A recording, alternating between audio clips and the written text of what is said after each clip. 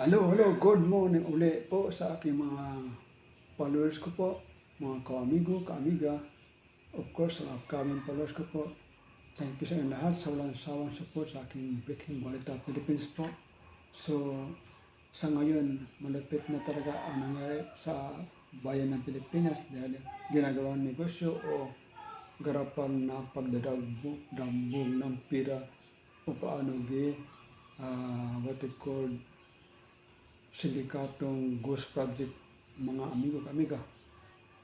Yung hindi pa nakaalam na ako, mga balita na ito dapat manood kayo sa mga balita o saan-saan sa Facebook man o YouTube man o sa live stream ng mga TV.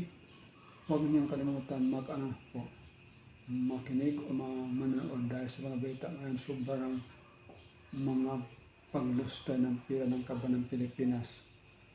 Garapal ang pagnanakaw sa pira dahil nga maraming pira para ang Pilipinas. Sa hindi pa nakaalam kung magkano ang budget ng flood control ng Pilipinas, 1 billion po ang flood control po sa budget ng Philippine piso po kung paano i-distribute, paano ilipat, mga insert yung mga ginagawang project po. Kaya nagkasabuatan na ang mga district engineer, mga kontraktor, congressman, yan ang dapat naging kasama sa Garapal nga Sindikato ng Pilipinas po. So, imposible po hindi malaman sa Undersecretary ng DPWH ang nangyari sa po mga project po sa flood control na meron pala marami nangyari sa mga ghost project.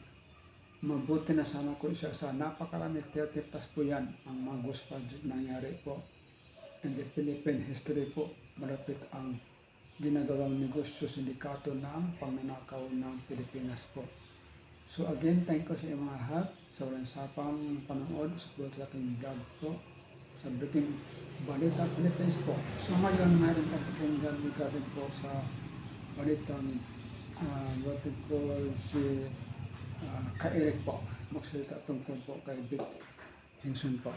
Makinig tayo sa balita kung ano ang maganda dito, kung ano na ang nangyari. Siyempre, don't forget to share or to like, to subscribe sa YouTube channel ko po. So, makinig tayo po.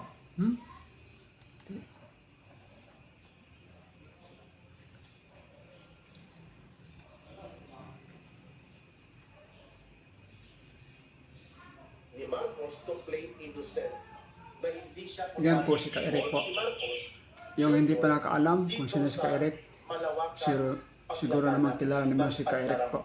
Pamumurakot sa pondo ng bayan. So alam ko na yung ibang sasabihin niya. Kasi nagbi-meeting ako kami, no? Joy G. So balit kahapon, may iba pa siyang mga binanggit na hindi ko narinig sa kanya. And by the way, habang nandun si Manong Chavez Singson, dumating po kahapon, bago magsimula ang media briefing ni Governor Chavez Singson, ang dating Chief of Staff ng Armed Forces of the Philippines at isa sa mga kinikilala at nilarespeto ng mga retired generals na at naging National Security Advisor ni Pangulong Duterte. Walang iba kundi si General Hermogenes Esperon. Naging Vice Chairperson po ito at nakatrabaho ko sa National Task Force to End Local Communist Armed Conflict. Nandun po siya, magkakasama kami sa isang mesa. Kasama niya po ang former Defense Secretary sa panahon ni Pangulong Duterte, si General Delfin Lorenzana. Ayan. So we were having a discussion kung saan patutungo ito. Ano ang magiging kahihinatnan nitong paglalantad na ngayon ni Governor Chavez Singson kasabay ng mangyayari na malawakang pagkilos ng mga mamamayan bukas po dito sa Pilipinas, September 21, na tumutuligsa at lumalaban sa malubhang panunumbalik at pag-iral ng pandarambong at korupsyon under the Marcos government. Ayan. So sasabihin ko rin mamaya towards the end, before po tayo magtapos ng ating live, ano po yung mga napag-usapan namin nila General Hermogenes Esperon, the former National Security Advisor of former President Duterte, and kay General Lorenzana, the former Defense Secretary ni Pangulong Duterte. Okay? Chavez Singson na kung mayroong unang imbestigahan ang Kongreso, lalo na ang Senate Blue Ribbon Committee, at pati itong ICI o yung tinatawag na Independent Commission for the Infrastructure Review na kinabibilangan ni Baguio City Mayor Magalo, kung mayroong dapat tuntunin the trail of corruption, the trail of anomaly and government, walang iba kundi ang Ilocos Norte ay yun, sapagkat according to Governor Chavez Singson, ang mga kontraktor na kumpanya na pagmamayari ng kontrobersyal at notorious sa kasindikatuhan ng mga kontrata, itong Diskaya Couple, 4 na mga kumpanya nila, kontraktor nila Sandro Marcos at ng mga proyekto nila Bongbong Marcos na infrastructure projects, including flood control projects sa Ilocos Norte. Ayan. Sa halagang 2 piso Oy, lamang just a bawat moment. araw, Halaga, ha? maaalagaan at mapoprotektahan. Bakit tahimik? Bakit nagmamaang-maangan at nagkukunwa-kunwari ang inosente si Congressman Sandro Marcos at ang tatay niya na si Bongbong Marcos Jr.? Why are they trying to appear as if they are not involved?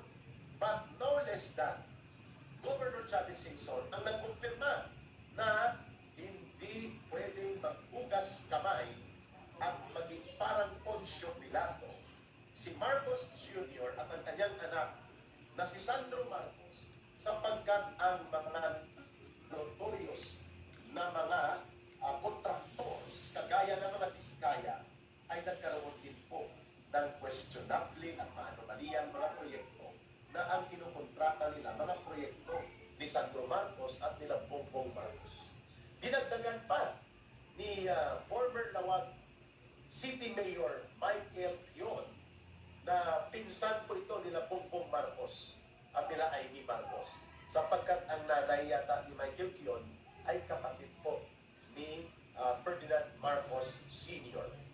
Sabi po ni Mayor Michael Pion na dati sa Lawag City na nilapanan ng mga Marcos, nila Bongbong Marcos, sapagkat inilagay nila ang malaking kontratista nila na naging mayor ngayon ng Lawag City. Nagbanggit po ito si former Lawag City Mayor Michael Pion na pinsan nila Bongbong Marcos Jr., uncle ni Sandro Marcos, na ang pinakamalaking kontratista sa mga iligal at maanomaliyang mga kontrata dyan, walang iba si Sandro Marcos at si Bongbong Marcos Jr. as per public revelations ng taong bayan o sa taong bayan. Yan po muna ating balita, Breaking Balita Philippines po. Sa grabeng nangyari ngayon sa Libayan of the Philippines na sobrang what we call garapal o paglustay o sindikato ng what we call pagnakaw ng pira dahil sa flood control corruption. Marami na ang what we call ghost project po. Ghost project po meaning nothing project being completed. Yan ang tawag na ghost project po. Fully funded, fully paid na po. Wala pa lang proyekto. Diyan po natalo ang mga taong bayan dahil napakaraming pera po nangyari sa ghost project po. So again, thank you sa lahat sa walang awang support sa aking mga what we call Breaking Balita Philippines po. Mag-ingat po kayong lahat. Bye-bye po. God bless everyone. Don't forget to like, share po sa video na to para marami pa makita o makapanood sa video na to. Thank you po sa inyong lahat. God bless again.